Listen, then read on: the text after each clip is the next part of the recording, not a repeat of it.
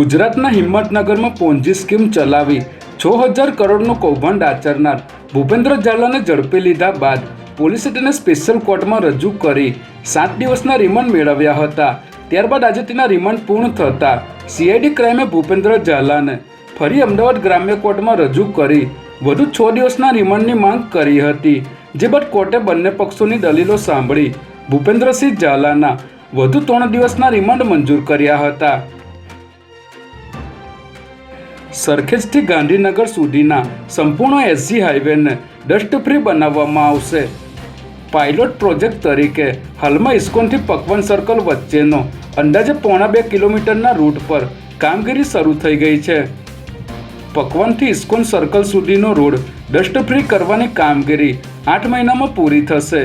જેમાં એવો દાવો કરવામાં આવે છે કે સફેદ શર્ટ પહેરીને આ રૂટ પર નીકળો તો પણ ડાઘ નહીં પડે। સાથે જ એસજી હાઈવે પર મુખ્ય રોડ અને સર્વિસ રોડની વચ્ચેની જગ્યામાં cafe garden walkway cycle track જેવી સુવિધાઓ વિકસાવવામાં આવશે।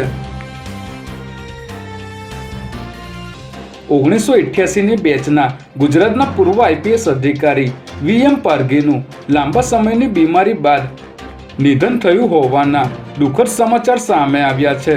વીએમ પારઘી 1988ની બેચના આઈપીએસ અધિકારી હતા અને છેલ્લા લાંબા સમયથી બીમાર હોવાથી તેમની તબિયત નાજુક હતી। ત્યારે પૂર્વ આઈપીએસ અધિકારી વીએમ પારઘીના નિધનના સમાચારથી આઈપીએસ બેડામાં શોકનો માહોલ છવાઈ ગયો છે।